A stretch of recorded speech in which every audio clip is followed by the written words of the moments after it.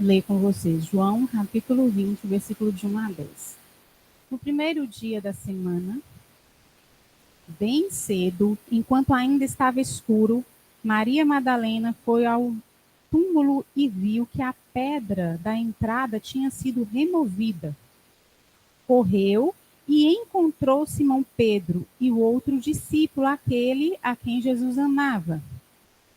E disse: tiraram do túmulo o corpo do Senhor e não sabemos onde o colocaram. Pedro e o outro discípulo foram ao túmulo. Os dois corriam, mas o outro discípulo foi mais rápido que Pedro e chegou primeiro ao túmulo. Abaixou-se, olhou para dentro e viu ali as faixas de linho, mas não entrou. Então Simão Pedro chegou e entrou. Também viu ali as faixas de linho e notou que o pano que cobria a cabeça de Jesus estava dobrado e colocado à parte. O discípulo que havia chegado primeiro ao túmulo também entrou, viu e creu, pois até então não haviam compreendido as Escrituras, segundo as quais era necessário que Jesus ressuscitasse dos mortos. Os discípulos voltaram para casa. Amém? Antes da gente prosseguir com esses versículos aí, eu gostaria de ir lá em Filipenses, capítulo 3.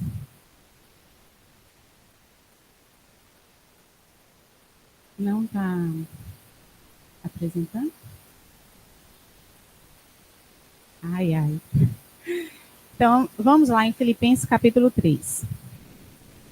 Tudo que eu quero é conhecer a Cristo e sentir em mim o poder da sua ressurreição. Quero também tomar parte nos seus sofrimentos e me tornar como ele na sua morte, com a esperança de que eu mesmo seja ressuscitado da morte para a vida. Então, essas aí são palavras do apóstolo Paulo na carta aos Filipenses. E ele falando, então, da morte e da ressurreição de Cristo, nessa carta à igreja de Filipe. Então, nós podemos perceber aqui, queridos, que nós temos 3 eventos importantíssimos para nós, como cristãos. 3 eventos históricos. Quais são esses eventos? A respeito de Jesus aqui. Nós vamos ter o nascimento de Jesus, nós vamos ter a morte de Jesus, e nós vamos ter, então, finalizando aí, esses 3 eventos, a ressurreição de Jesus. Amém? Vocês concordam com isso? 3 eventos históricos importantíssimos para nós, para a Igreja de Cristo, que são, deu certo? Que são, então aqui o texto que a gente leu, Filipenses, que a gente leu também, e aqui os 3 eventos que são de extrema importância para nós cristãos. O nascimento de Jesus, a morte de Jesus e a ressurreição de Jesus. Então, nós podemos lembrar toda a história que Jesus, ele se fez carne, né? Ele era Deus, ele estava com Deus ali, e ele, então, ele se faz carne, nasce de uma mulher, e ele morre e ressuscita ao 3º dia, certo? Então, as boas notícias não seria completa se nós não tivéssemos, então, a ressurreição de Cristo. O sacrifício de Jesus na morte da cruz seria totalmente anulada se não existisse a ressurreição. Quando nós olhamos a ressurreição de Cristo, nós podemos ver a ressurreição de Cristo como a base da igreja cristã. Porque se Jesus simplesmente só tivesse morrido, nós hoje Nossa fé hoje seria vã se não existisse a ressurreição de Cristo. Então, essas boas notícias de Cristo seriam totalmente incompletas para nós. E a cruz, ela só tem valor quando ela perde para quem ressuscitou dela. Os ladrões lá na cruz, eles não venceram a cruz. Eles morreram e não ressuscitaram. Mas Jesus ressuscitou. Jesus vence a cruz. Amém, queridos? Então, se Jesus não tivesse ressuscitado, a cruz não teria valor nenhum para nós. Vamos ler lá em Romanos 4, 25? Romanos 4, 25 vai dizer... Romanos 4, 25 vai dizer assim, ó. Jesus foi entregue para morrer por causa dos nossos pecados e foi ressuscitado a fim de que nós fôssemos aceitos por Deus. Então, olha que interessante. Olha outra versão aqui, que eu coloquei que é da Ara. Essa versão aqui que eu coloquei aqui no slide, se não me engano, é NVT. E a Ara fala assim, ó. O qual foi entregue por causa das nossas transgressões e ressuscitou por causa da nossa justificação. Então, não é somente pela morte de Jesus ali. Então, não é somente pela morte de Jesus que nós somos salvos. Mas ele precisou também ressuscitar para que nós pudéssemos ser justificados diante de Deus. Se Jesus morre e não ressuscita, nós não seríamos justificados diante de Deus. Nós só somos justificados através da ressurreição de Cristo. E desta forma, com a ressurreição de Cristo, é que nós somos aceitos por Deus.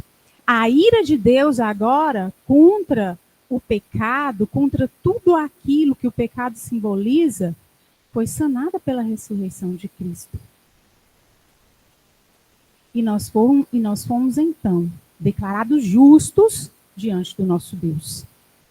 Então, se nós tivermos um Jesus morto que continuasse morto, o mundo não teria sido transformado. Tantas coisas maravilhosas que nós vimos através da palavra de Deus não teria acontecido se Jesus não tivesse, então, ressuscitado. Vamos ler lá 1 Coríntios. 1 Coríntios 15, 14. E se Cristo não ressuscitou, é vã a nossa pregação e vã a nossa fé. Então, queridos, se Jesus não tivesse ressuscitado, nós ainda estaríamos o quê? Perdidos. Totalmente perdidos. E agora, nós vamos falar um pouquinho, ver um pouquinho essas evidências da ressurreição.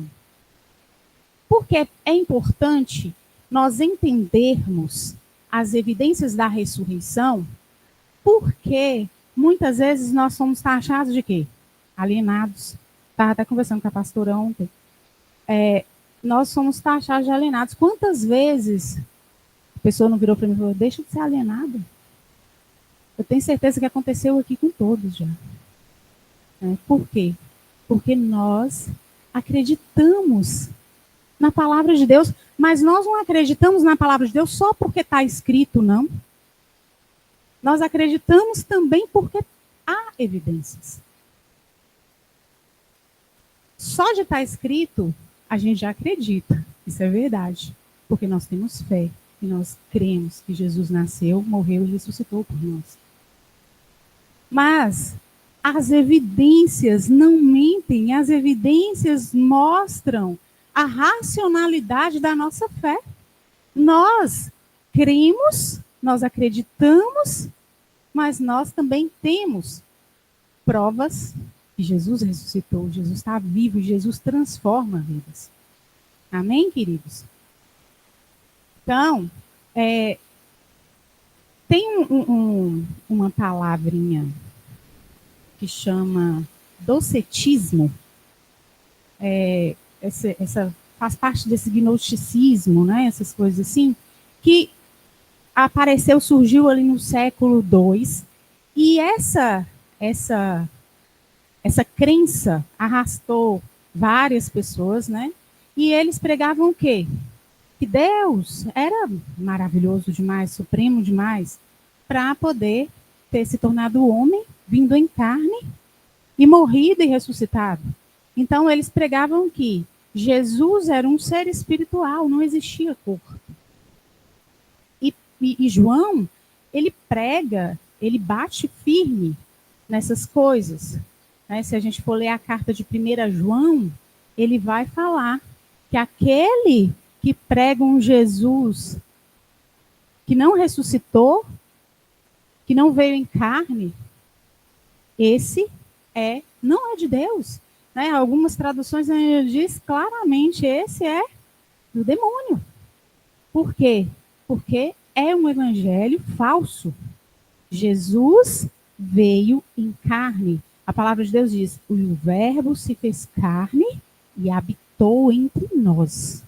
Amém, queridos? Então, nós temos que combater essas coisas. Não quer dizer que existiu lá no século II, que não possa voltar hoje novamente. Né, para poder anular a ressurreição de Cristo, para poder anular a vida de Cristo aqui na Terra. Então, nós precisamos entender, como cristãos, como crentes, nós precisamos entender essas coisas também como pelas evidências, para que nós possamos, então, combater esse tipo de coisa, que quando a gente vai evangelizar, a gente passa por esse tipo de situação. Muitas vezes a gente vai evangelizar, a gente depara com pessoas de religiões N, né? E gente ateu, e pessoas gnósticas, então gente de tudo quanto é tipo. E se a gente não estiver preparado, a gente não consegue, não é convencer, porque nós não convencemos ninguém, quem convence é o Espírito Santo. Mas a gente não consegue, gente, a palavra fugiu da minha mente. Fala aí. Não, expressar não. Meu Deus. Hã? É defender, mas qual é a palavra? Defender, sinônimo.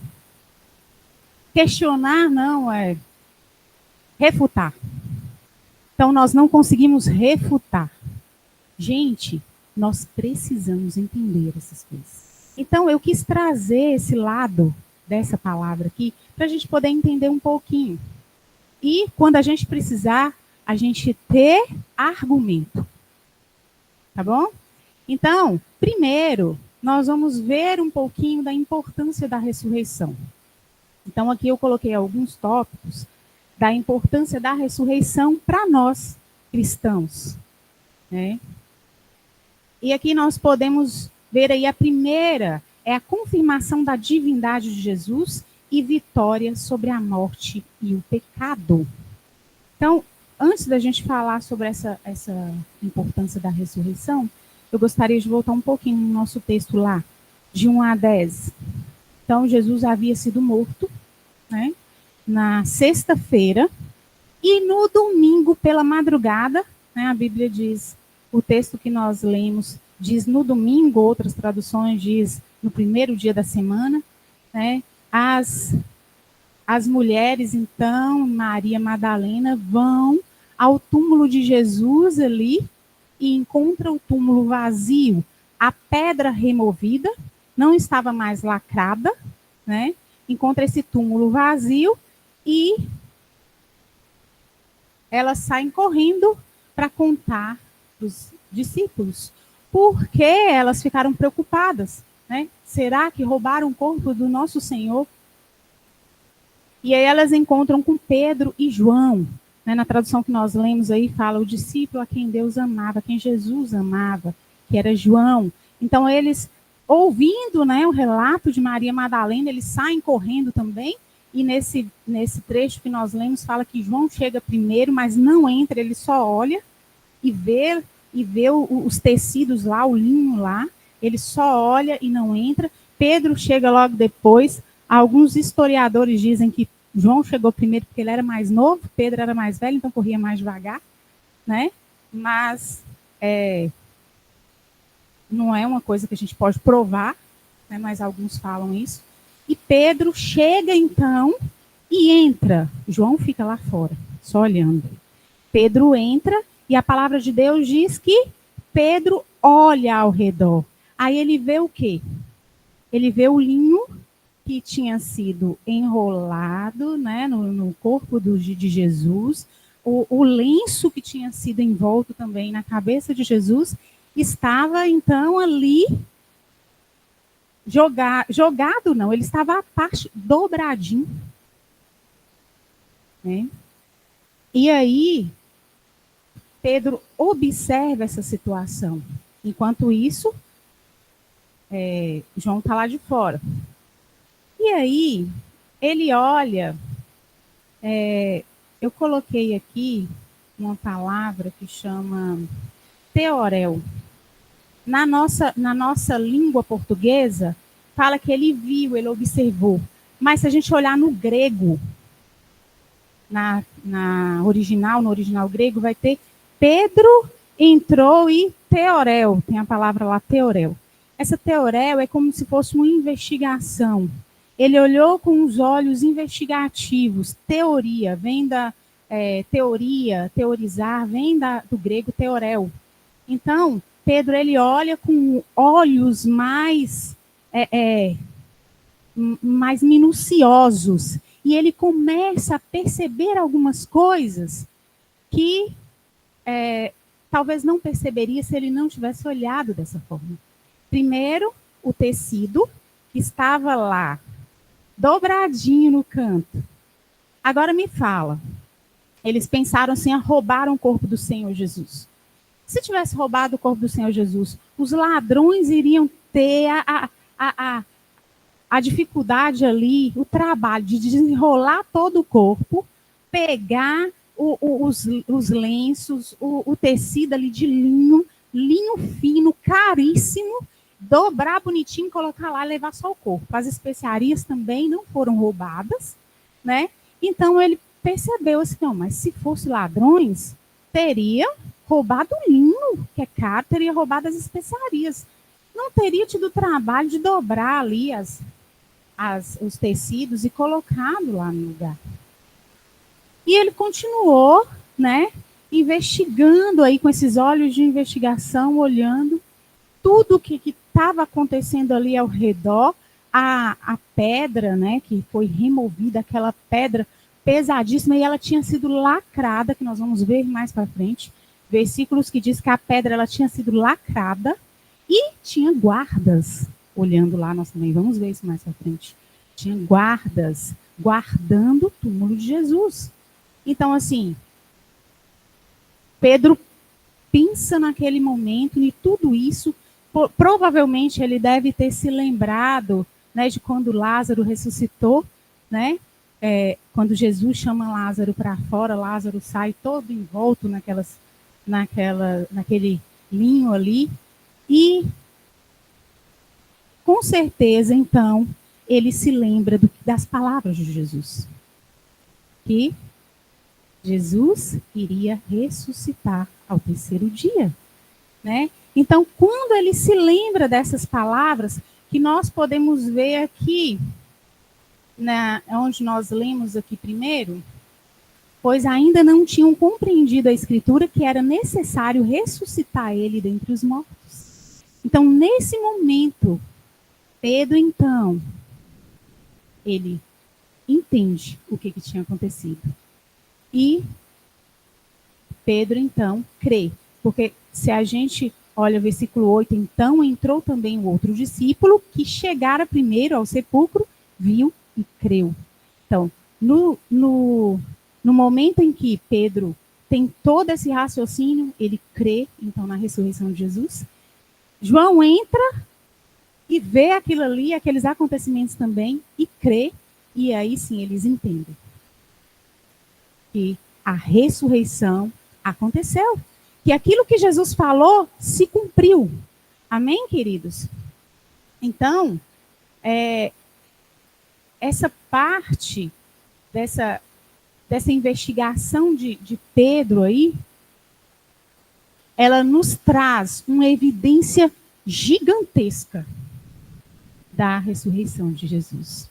Então vamos ver as importâncias, né? A importância da ressurreição, alguns tópicos aqui. Nós começamos com confirmação da divindade de Jesus e vitória sobre a morte e o pecado. Então, a ressurreição, ela demonstra que Deus tem poder sobre a criação dele e sobre a própria morte. A ressurreição de Jesus prova que a morte foi derrotada, que o pecado foi derrotado, foi vencido por Jesus.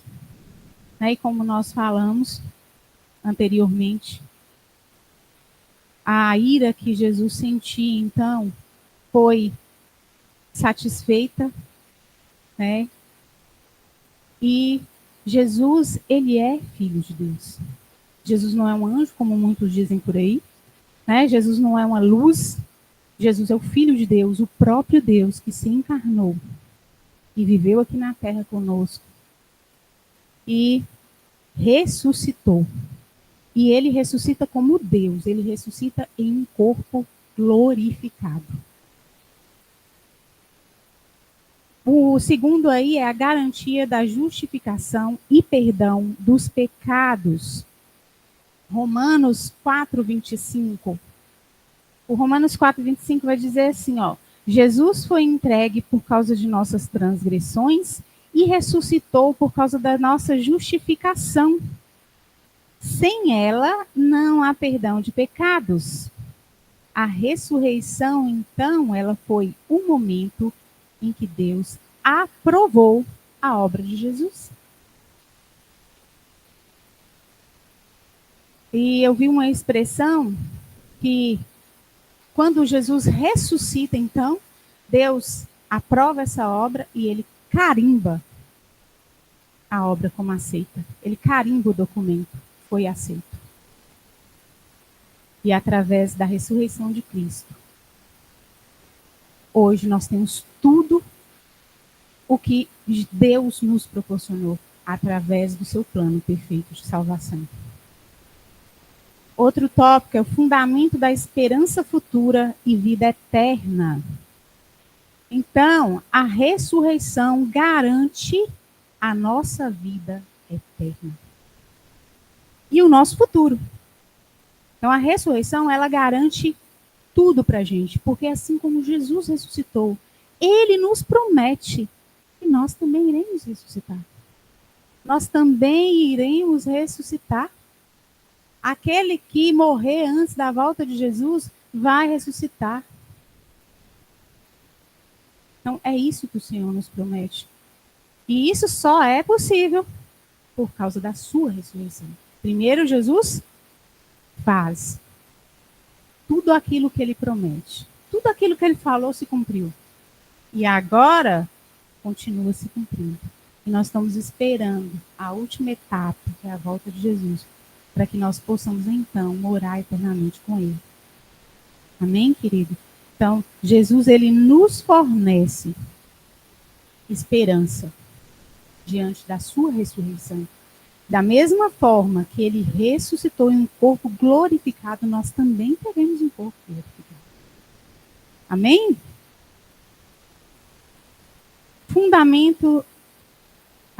Fonte de poder para a vida presente.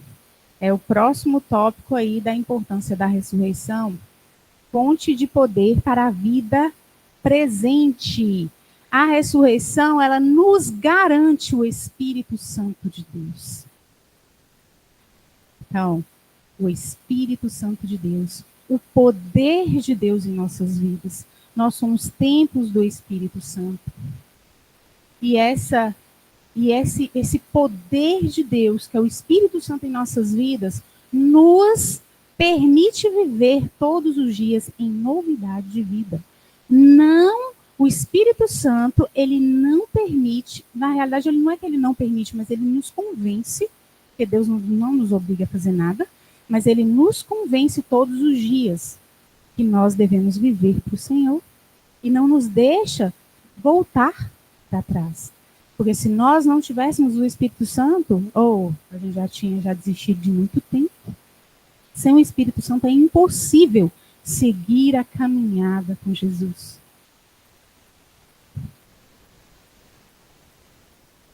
Próximo é a fundação da igreja. Então, a ressurreição é base para a fundação da igreja. Faltou um? A base para a salvação, faltou aqui. Base para a salvação. Então, crer que Jesus ressuscitou. Nós precisamos crer que Jesus ressuscitou para sermos salvos. Não adianta crer em um Jesus morto. A salvação requer crer no coração que Jesus é ressurreto.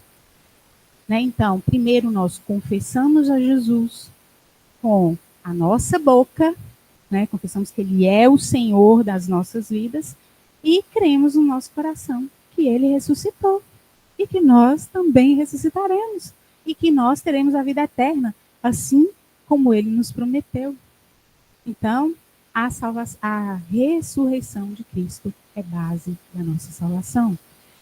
Aí o próximo aí é fundação da igreja. A igreja, ela nasce sobre o alicerce da ressurreição. Lembra que depois que Jesus morre, os apóstolos ficam com medo? Eles têm medo, eles se escondem porque eles ficam com medo. Porque Jesus ali foi preso, Jesus foi condenado, Jesus morre, aquela morte de cruz, então eles ficam com medo também, né? Por causa da perseguição, e eles se escondem, mas quando vem a ressurreição, acaba todo esse medo. Acaba tudo. E eles então seguem firmes no propósito que Jesus ensinou para eles, que era ir por todo mundo e pregar o evangelho a toda criatura. Então, a ressurreição é base da igreja, da fundação da igreja. O próximo aí é evidência e racionalidade de fé.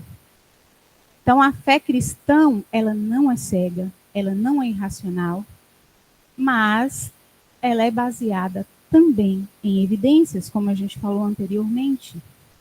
E a ressurreição, ela tem várias evidências, várias. Se a gente for estudar sobre as evidências da ressurreição, a gente vai achar muitas, minuciosamente explicada na Bíblia, e minuciosamente nós vamos ver também registros. A gente consegue encontrar registros falando da ressurreição de Cristo como evidência comprovada. Né? Mesmo pessoas que são céticas, mesmo os historiadores que não são cristãos, eles têm esse consenso de que existem evidências da ressurreição de Cristo. Tá? Então, a racionalidade da fé, ela é importante porque a fé, a inteligência da fé nos ajuda a manter-nos firmes quando nada parece fazer sentido. Então, nós temos que crer naquilo que está escrito. Mas quando nós entendemos as coisas através de evidências, nós podemos, como eu posso dizer, eu vi uma palavrinha ontem falando que eu era resiliente, né, pastor? E aí eu falei, eu sou resiliente. Porque nós precisamos entender as coisas de Cristo. Tudo o que acontece nas nossas vidas, mesmo quando as coisas não vão bem, nós precisamos entender que com Jesus e com tudo que nós aprendemos e com tudo que nós sabemos, nós podemos superar todas as coisas, tirar proveito de tudo que nos acontece e ficarmos firmes no nosso propósito.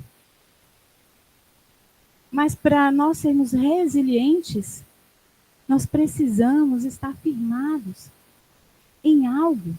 né? As pessoas do mundo são firmadas em qualquer coisa aí, mas nós precisamos estar firmadas na verdade que é o Evangelho, em Jesus. Amém, queridos? O próximo, transformação dos discípulos. Essa é muito interessante, por quê? A ressurreição, ela transforma a vida dos discípulos, assim, num piscar de olhos. Né? Como eu falei, eles estavam com medo, e quando eles descobrem que Jesus, eles entendem na realidade que Jesus ressuscitou, o medo acaba. O poder de Deus, então, o medo, então, dá lugar para o poder de Deus na vida deles. E eles começam a fazer coisas que eles nunca imaginaram que eles fariam. Né? E eles começam a pregar com ousadia. A perseguição ali, não, é claro que importava, eles ficavam com medo, sim, eram seres humanos, como nós somos. Mas a perseguição ali não era um empecilho para eles não fazerem aquilo que Jesus mandou fazer. Porque eles estavam tão convictos de que o Senhor Jesus tinha ressuscitado ali e que eles precisavam dar continuidade ao trabalho dele, que eles superavam tudo, até mesmo a perseguição e o risco de morte. Amém, queridos? Então, nenhum deles voltou a viver a vida que eles viviam antes. Então, isso é uma evidência fortíssima de que Jesus ressuscitou. O medo acabou e eles começaram a agir com ousadia, fazendo a obra do Senhor Jesus ali naquele lugar onde eles eram perseguidos e ainda corria risco de morte. E o próximo aí que eu coloquei é a cura para incredulidade e decepção. O que é isso? Muitas pessoas, elas precisam ver as coisas para elas crerem, como Tomé, né? Precisa tocar, precisa ver as coisas acontecerem. Às vezes a gente vai conversar com uma pessoa e ela fala assim, aconteceu essa semana mesmo comigo, ela falou assim, eu tenho medo de me decepcionar. Né? Por quê? Eu tenho medo de me decepcionar. Decepcionar com quem? Decepcionar com Deus mesmo. Porque muitas vezes a pessoa, ela está buscando uma coisa, mas aí quando Deus não dá para ela, no momento em que ela quer, em que ela precisa ali, que ela acha que é o momento que ela precisa, ela se decepciona com Deus. E aí ela se afasta de Deus, ela simplesmente fala, Deus não me ama, Deus não quer nada comigo, Deus não me ajudou na hora que eu precisei. E isso é verdade na vida de muita gente. Mas a ressurreição de Deus é a cura para isso. As pessoas, elas precisam ver, tocar em Jesus. Se Jesus não tivesse ressuscitado, como que eu toco no morto? Quando eu era católica, eu lembro que a gente fazia a procissão do Senhor Morto. A gente tocava lá, era um caixão enorme, com uma imagem de escultura enorme dentro de um caixão. Tinha a imagem de escultura dentro do caixão, gente. Bem horroroso. E aí a gente ia pela procissão e a gente tocava ali naquele caixão, naquele Senhor Morto ali, chamava mesmo procissão do Senhor Morto. E a gente tocava ali, fazia pedidos para o Senhor Morto. Fazia pedidos para um Senhor, imagem de escultura. Mas o nosso Jesus, ele ressuscitou. E quando a gente fala para as pessoas, Jesus ressuscitou, a pessoa entende. Esse vive, ele ressuscitou como Deus, um corpo glorificado, e ele tem poder para te curar. Ele tem poder para te restaurar. Ele tem poder porque você consegue tocar. Pelos olhos da fé eu consigo tocar, como como a mulher lá, né, mais de 15 anos, 12 anos, sofrendo com aquele fluxo de sangue, e ela toca. Se eu, pelo menos, tocar nas vestes de Jesus, eu vou ser curada. Então, é Jesus ressuscitado que nos proporciona isso. Jesus morto não nos proporciona nada. Nada, entre aspas, viu, gente?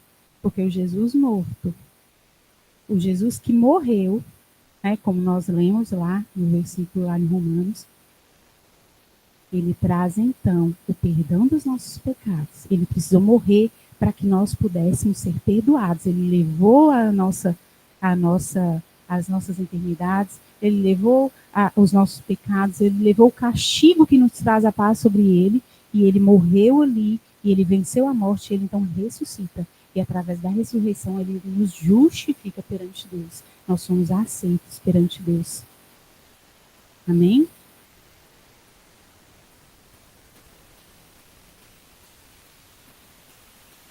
Então, o Jesus ressuscitado, a gente vê então as suas chagas, né, as suas feridas ali, e esse Cristo que foi capaz de receber tudo aquilo por amor a mim e por amor a você. Amém? Então, a ressurreição, ela confirma sua eficácia na obra da cruz para a justificação e perdão. Ela garante a esperança da vida eterna e da ressurreição para os crentes. Capacita-os a viver uma vida nova e poderosa no presente e é essencial para a salvação. E fornece uma base racional e histórica para a fé.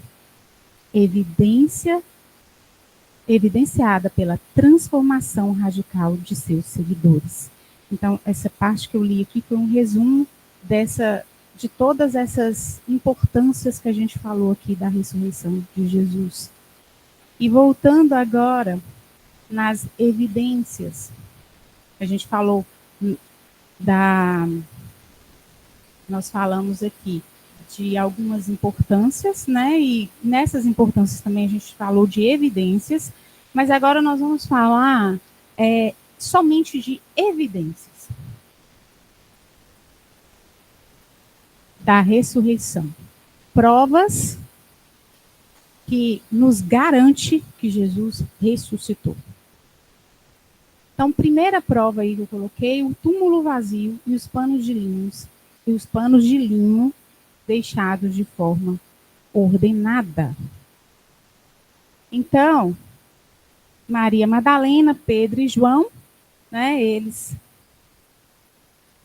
relatam o que vê ali, acham que o corpo de Jesus foi roubado. Inicialmente, né, eles pensam isso, porque eles encontram o túmulo vazio, mas a forma como os panos estavam, como eu falei anteriormente, né, a forma com que o lenço que cobria a cabeça de Jesus estava, o pano que estava envolto, o linho que estava envolto ali do corpo de Jesus estava, evidencia que o Senhor Jesus não tinha sido roubado. Então, essa evidência aí esse suposto roubo, né, do corpo de Jesus, então, já estaria descartado. Foi isso que fez os discípulos crerem, então, Pedro e João, que Jesus havia ressuscitado. Os ladrões teriam levado os panos caros, teriam levado as especiarias e não tinham tido o trabalho de dobrar tudo e deixar lá bonitinho, né? Outra coisa são as aparições de Jesus ressuscitado. Então, vamos ler 1 Coríntios 15, do 5 a 8. Apareceu a Pedro e mais tarde aos 12. Depois disso, apareceu a mais de 500 irmãos de uma só vez, a maioria dos quais ainda está viva, embora alguns já tenham adormecido. Mais tarde apareceu a Tiago e, posteriormente, a todos os apóstolos. Por último, apareceu também a mim, como se eu tivesse nascido fora de tempo. Então, aqui Paulo vem dizer, né, todas as aparições aqui do Senhor Jesus, e por último, aparece a ele, como se ele tivesse nascido fora de tempo. Por que ele fala isso? Porque ele é considerado apóstolo de Jesus, mesmo sem ter vivido com Jesus. Né? Porque o próprio Jesus o fez apóstolo, né? Naquela aparição lá.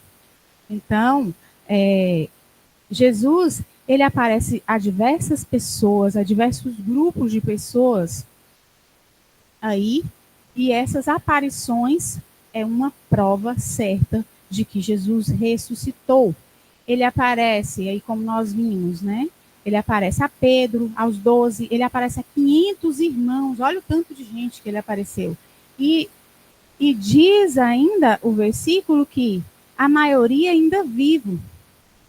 Então, na época que ele escreveu esse texto, esses irmãos ainda estavam, a maioria vivo. Né? Então, tinha prova de que eles viram Jesus. Então, se nós pegarmos as evidências, os contextos de coisas que podem justificar os acontecimentos, uma é a prova visual e a outra são documentos. Então, nós precisamos dessas duas provas que são essenciais para que a gente dê algo como verídico. Primeiro é visual, né? Quem pode relatar que viu, que participou daquilo. E a outra são documentos, que pode comprovar isso. Então, Tiago e todos os apóstolos, né, como falou lá. E, por último, Paulo. Então, assim, teve aparições em vários lugares, em horários diferentes, em situações diferentes, né, individualmente, em grupo. E uma parte interessante, que a primeira aparição de Jesus foi para Maria Madalena. Se nós lermos, continuarmos lendo o texto lá, nós paramos no versículo 10. Vamos continuar lendo aí os versículos de 11 a 18, para a gente entender bem aqui. Ó. Maria estava ao lado de fora do túmulo, chorando. Abaixou-se, olhou para dentro e viu 2 anjos vestidos de branco, sentados à cabeceira e aos pés do lugar onde tinha estado o corpo de Jesus. Os anjos lhe perguntaram: mulher, por que você está chorando? Ela respondeu: porque levaram meu Senhor e não sei onde o colocaram. Então, ao virar-se para sair, viu alguém em pé. Era Jesus, mas ela não o reconheceu. Mulher, por que está chorando? Perguntou ele. A quem você procura? Pensando que fosse o jardineiro, ela disse: se o Senhor o levou embora, diga-me onde o colocou e eu irei buscá-lo. Maria, disse Jesus. Ela se voltou para ele e exclamou: Rabone, que em aramaico quer dizer mestre. Jesus lhe disse: não se agarra a mim, pois ainda não subi ao Pai. Mas vá procurar meus irmãos e diga-lhes: eu vou subir para meu Pai e Pai de vocês, para meu Deus e Deus de vocês. Maria Madalena encontrou os discípulos e lhes disse: vi o Senhor. Então contou o que Jesus havia falado. Olha que coisa extraordinária. Jesus aí aparece para Maria Madalena primeiro. O primeiro relato de aparição de Jesus após a ressurreição é com uma mulher. E depois nós vamos falar também dessa parte aí de mulher, vamos guardar um pouquinho, daqui a pouco nós vamos falar por que que isso é surpreendente com relação à evidência, tá? Aí guarda isso aí que nós vamos voltar. A terceira prova, a transformação radical dos discípulos. Então, os discípulos que estavam com medo, eles começam então a mudar radicalmente. né, como a gente falou. Então, se a gente for pegar tudo o que aconteceu com os apóstolos, nós podemos entender que isso é uma evidência crucial para nós. Por quê? Se a teoria de roubo, né, fosse verdade, se Jesus tivesse sido roubado, se o corpo de Jesus tivesse sido roubado, como muitos acreditam até hoje, os apóstolos, eles não teriam sido transformados radicalmente. Ninguém vive uma mentira, ninguém arrisca sua vida por uma mentira. Né? Que nós vamos falar também mais para frente um pouquinho. Então, não faz sentido, né? É uma ideia fajuta. Se os discípulos realmente tivessem tramado esse roubo do corpo, né? Eles não teriam ido tão longe. Eles não teriam dado a vida por Jesus. Se nós olharmos todos os discípulos, só João não foi martirizado. Somente João não foi martirizado. Né? Ele passou seus últimos dias na ilha de Patmos. Que era? Você está falando daquele negócio do tacho, né? Que é uma evidência histórica. Né? Não está lá relatado na Bíblia, mas tem evidências históricas que ele teve. Ele foi colocado no tacho fervente e não aconteceu nada com ele. Né? Mas se nós olharmos para os outros discípulos, nós vemos relatos de que todos foram martirizados, morte de cruz, degolados, apedrejados e por aí vai. Né? Então, quem ia sustentar uma mentira dessa forma? No primeiro momento, eu não sei quem é esse aí, não. Não conheço, nunca nem vi. Né? É fácil você dar sua vida por uma verdade, naquilo que você acredita. Mas aquilo que você não acredita, que você forjou, não é fácil. Né? Na primeira oportunidade, eles já saíram fora. Então, por isso que é uma prova grande essa transformação radical dos discípulos. E essa hipótese é fajuta. Essa hipótese de que os discípulos teriam roubado o corpo de Jesus para forjar a ressurreição de Cristo é fajuta. E agora nós vamos falar sobre a quarta prova aí, que é o testemunho das mulheres como primeiras testemunhas. Foi o que nós falamos lá, né? Que Maria foi a primeira, historicamente, o que nós temos de relato, ela foi a primeira mulher, a primeira pessoa que viu Jesus ressurreto, né? E aqui, ó, o testemunho das mulheres, como primeiras testemunhas, se nós lermos todos os 4 evangelhos, nós vamos ver a mesma coisa. Nos 4 evangelhos fala que as mulheres foram testemunhas, as primeiras testemunhas, porque elas chegaram lá e não encontraram ninguém. Né? E isso, na cultura da época, o que acontece? Eu acho que todos nós aqui sabemos que até um tempo aí atrás as mulheres não tinham voz nenhuma. Né? Tem pouco tempo que as mulheres começaram a ter voz, ganharam, né, evidência no mundo. Porque as mulheres não valia de nada, nem no tribunal, nem em nada. A mulher tinha que ficar calada. Então, quando nós vemos as mulheres como primeira testemunha ali da ressurreição de Jesus, nós temos certeza de que Jesus ressuscitou. Porque se os apóstolos tiveram forjado a ressurreição de Jesus, eles não iam colocar mulheres, não, gente. Eles iam colocar pessoas que realmente tinham peso ali no seu testemunho.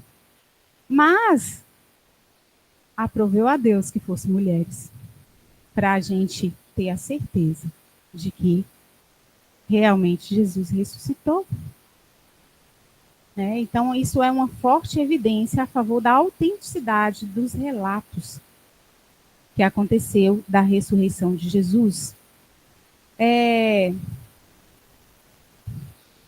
E, da mesma forma, foi a aparição ali, a primeira aparição de Jesus para Maria Madalena. Né? Ela volta contando para todo mundo que Jesus estava vivo, que Jesus tinha ressuscitado, que Jesus apareceu para ela e conversou com ela.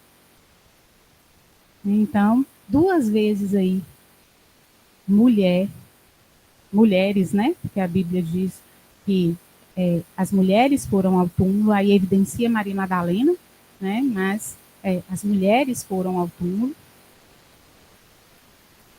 E essa é uma forte prova de que Jesus ressuscitou. A quinta prova que eu coloquei aí é a guarda romana e o suborno. O que acontece? Os principais sacerdotes e os fariseus, eles vão até Pilatos e pedem para que Pilatos lacrasse o túmulo e colocassem guardas lá para olhar. Porque eles lembraram que Jesus falou que ia ressuscitar o 3º dia. E aí, para evitar que os discípulos roubassem o túmulo, né, roubassem o corpo de Jesus, eles pedem isso para Pilatos. E Pilatos autoriza. A gente vê lá em Mateus 27, versículos 62 a 64, no dia seguinte, no sábado, os principais sacerdotes e os fariseus foram a Pilatos e disseram: Senhor, lembramos que quando ainda vivia, aquele mentiroso disse: depois de 3 dias ressuscitarei. Olha, você vê chamando Jesus de mentiroso. Né? Aquele mentiroso disse: depois de 3 dias ressuscitarei. Por isso pedimos que lacre o túmulo até o 3º dia. Isso impedirá que seus discípulos roubem o corpo e depois digam a todos que ele ressuscitou. Se isso acontecer, estaremos em pior situação que antes. Né? Então, eles temiam ali a ressurreição de Jesus, né? Eles temiam que eles roubassem o túmulo e aí ia ficar pior para eles, né? Porque as pessoas iam ter certeza do Senhor que elas serviam, né? E aí eles estavam com medo dessa rebelião do povo depois que saísse o boato de que Jesus havia ressuscitado. Então, Pilatos, então, ele providencia os guardas, né? E quando Jesus ressuscita, os guardas vêm relatar tudo o que tinha acontecido. E quando os guardas relatam isso, aí eles ficam loucos. Não, temos que fazer alguma coisa. E aí eles inventam que o túmulo foi roubado pelos discípulos. E pagam os guardas, subornam os guardas lá para os guardas contarem essa história. Olha aqui, ó, em Mateus 28, 11 a 15. Enquanto as mulheres estavam a caminho, alguns dos guardas entraram na cidade e contaram aos principais sacerdotes o que havia acontecido. Eles convocaram uma reunião com os líderes do povo e decidiram subornar os guardas com uma grande soma de dinheiro. Instruíram os soldados: vocês devem dizer o seguinte: os discípulos de Jesus vieram durante a noite enquanto dormíamos e roubaram o corpo. Se o governador ficar sabendo disso, nós os defenderemos para que não se compliquem. Os guardas aceitaram o suborno e falaram conforme tinham sido instruídos. Essa versão se espalhou entre os judeus, que continuam a contá-la até hoje. Então, gente, a penalidade por dormir no posto do soldado romano era a morte. E mesmo assim eles aceitaram fazer isso. Então, pensa que era uma quantia muito grande, que fala uma quantia grande de dinheiro, né? Então, devia ser muito dinheiro para aceitar uma coisa que pudesse levá-los à morte, né? Porque fala que vocês dormiram e eles vieram e roubaram o corpo. Né? Então, devia ter sido realmente muito dinheiro.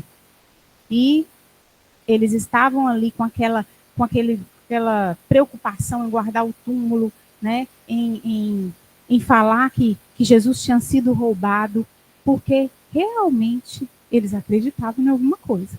A gente pode crer a gente pode pensar, imaginar que eles acreditavam em alguma coisa, só que eles não queriam que o povo soubesse. Porque se o corpo foi roubado, né, era só eles encontrarem esse corpo e mostrar para todo mundo que a igreja caía. Na hora, a igreja caía. Se o medo deles era o povo achar que Jesus tinha ressuscitado, e aí formasse grande multidão, né? o Messias ressuscitado. Porque se nós formos olhar para falsos profetas, falsos messias, se ele morreu, acabou. Acabou tudo. Ninguém vai seguir uma pessoa morta. Acabou, eu vou seguir quem? Morreu, acabou. Mas Jesus não. Né? Então eles tinham medo porque Jesus realmente havia ressuscitado. Jesus realmente tinha cumprido a sua palavra. Tudo que Jesus falou se cumpriu. E eles, com certeza, eles sabiam disso. Então eles estavam com medo ali de algo acontecer. Né? E eles perderem tudo que eles tinham conquistado ali. Né? Poder e tudo. Porque o povo acredita no Deus ressurreto. Né? Não é? Por quê? Você quer falar no microfone, cara? Então, se tinha roubado realmente, por que pagou os guardas, né? Igual o Carol falou. É porque não tinha roubado. É porque os guardas vieram contar o que tinha acontecido. Gente, eles viram. Eles viram. Eles estavam lá, eles viram Jesus ressuscitado. Com certeza eles viram, eles estavam lá. Né? Então, daqui não dá para ver o relógio ali, não? 9:50. Tomara que dê tempo de terminar. Então, essa ausência do corpo ali. É que ela não se olhou o relógio. Ela tá rindo ali agora. Eu achei que já estava tarde. E aqui tá dando reflexo, então eu não consigo ver. Então, essa. Hã? Isso, essa ausência do corpo, Gil. TDAH atacado. Então, a ausência do corpo é uma evidência extraordinária da ressurreição de Jesus. Porque senão não precisava pagar. Coitadinho dos bichinhos lá, deve ter depois penado, né? Porque eles dormiram no posto. Vai saber o que aconteceu com eles depois, a Bíblia não relata. Né? Vai que foram mortos mesmo. Aí ninguém sabe, às vezes pegou uma dinheirama e morreram. Né? A Bíblia não relata. Ou fugiram com dinheiro, né, Carol falando ali. Então, esse discurso, né, seria óbvio se eles mostrassem corpo. Vai atrás, eles não têm dinheiro, eles não têm soldados, vai atrás do corpo e mostra. Mostra pro povo, fala assim, ó, aqui, ó. Como eles falaram lá, esse mentiroso. O que o mentiroso aqui? Mas eles não tinham prova nenhuma, porque Jesus ressuscitou. Né? E a próxima evidência aí é a proximidade temporal dos registros. Essa aí nós até falamos numa aula sobre a Bíblia, e nós não conseguimos gravar ela, deu problema, não sei se o Diego, eu acho que o Diego não estava aqui com o Meet que grava, e a gente não conseguiu gravar de outra forma, mas eu falei sobre essas evidências lá nesse estudo sobre a Bíblia, sobre a leitura da Bíblia, né, e como a gente entende as coisas da Bíblia e tudo. Então, essa proximidade temporal dos registros, nós podemos, igual como eu falei com vocês, nós precisamos de registros, né, e pessoas que viram o que aconteceu. Então, isso nós já falamos lá atrás que existiu, né? Vários que viram Jesus. E aqui, se nós pegarmos Paulo, por exemplo, ele é considerado uma fonte histórica confiável. E muito confiável. Por quê? Porque tudo que nós vamos ver aqui agora mostra a credibilidade de Paulo com relação aos fatos que ele mostrou e o que ele escreveu. Olha aqui para vocês verem. São critérios importantes. Por exemplo, né, que eu já falei, as testemunhas oculares e o tempo. O tempo do evento, os registros e agora a proximidade temporal. A crucificação de Jesus, ela é datada por volta de 30 a 33 depois de Cristo. Então, assim, historiadores têm um impasse aí. entre 30 e 33. Viu? Não é certinho ano 33, não. Tem tudo dentro da história bíblica e de história secular, tudo tem esse período de tempo, de tanto a tanto, né, que é o que é estudado. Então, a primeira carta de Paulo aos Coríntios, que foi escrita entre 50 a 55 antes de Cristo, depois de Cristo, o que representa aí uma distância de, no máximo, gente, 25 anos. Isso aí na história é aceito assim de foguetinho. Por quê?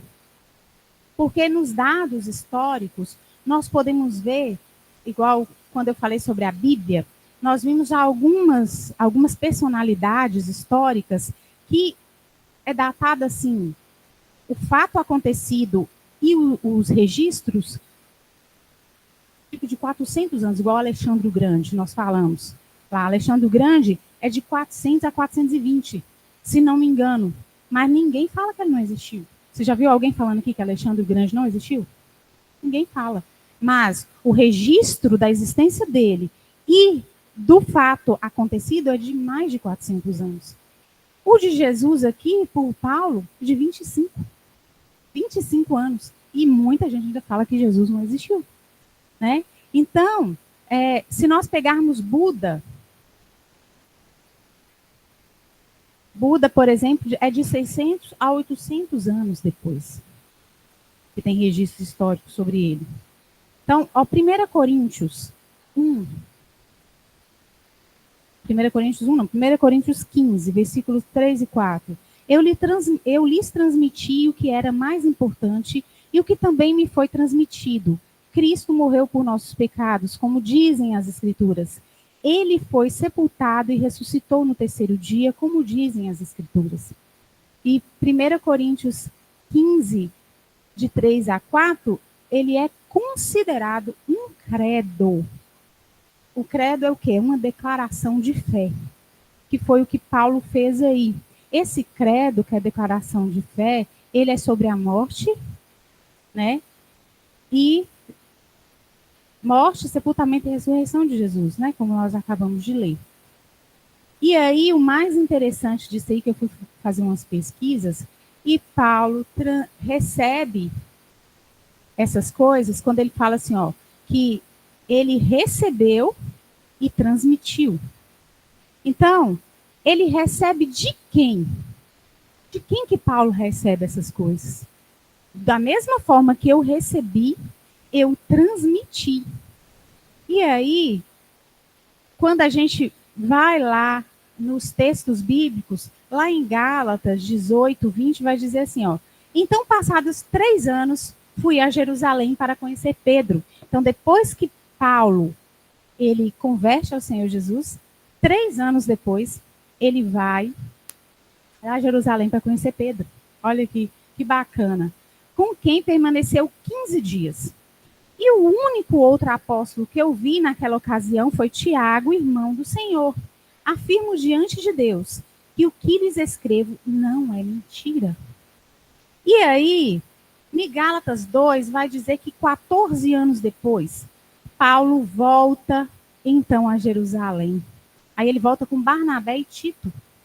E aí, ele encontra com Pedro novamente, com Tiago novamente, e encontra com João. Pensa, esses 4 conversando, né? Paulo, apóstolo nomeado pelo próprio Deus, né? Se encontrando com os apóstolos ali, que viveram com Jesus. Então, quem é que transmitiu isso para Paulo? Os próprios apóstolos, que viram tudo o que aconteceu, que presenciou tudo com Jesus. Né? E aí, esses apóstolos que ele encontra, eles são considerados como pilares ali, né? Eles são tidos como colunas da igreja. Né? E Paulo vai ao encontro deles e Paulo recebe deles. O que eu recebi, eu transmiti. né? E Paulo, 14 anos depois que ele volta lá, olha aqui o que vai falar aqui no capítulo, capítulo 15, só que no versículo 8, ver se eu acho aqui, não, versículo 9. De fato, Tiago, Pedro, cadê? Não. Gente, cadê? Eu perdi aqui.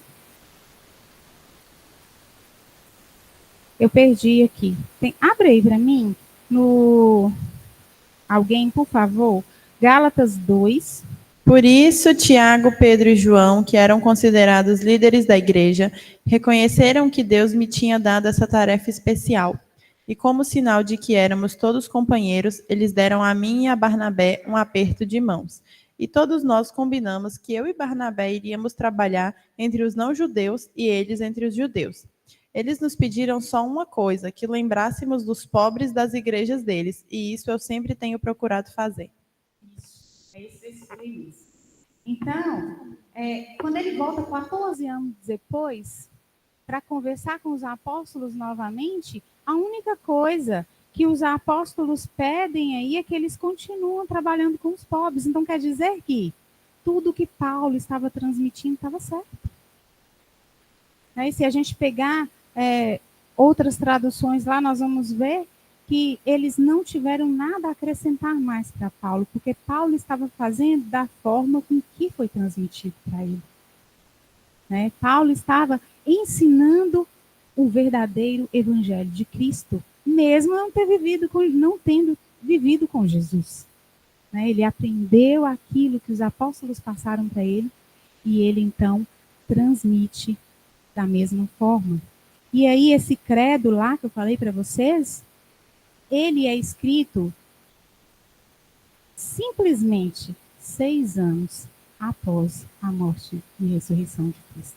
6 anos, gente. Agora vocês pensam num registro histórico de 6 anos após o acontecimento. E pessoas que não são crentes, céticos, ateus, tudo concordam com isso. É fato. É registro histórico. Amém? Então, nós temos provas e evidências da ressurreição de Cristo e da importância da ressurreição para nossas vidas. Porque ele vive, posso crer no amanhã. Amém?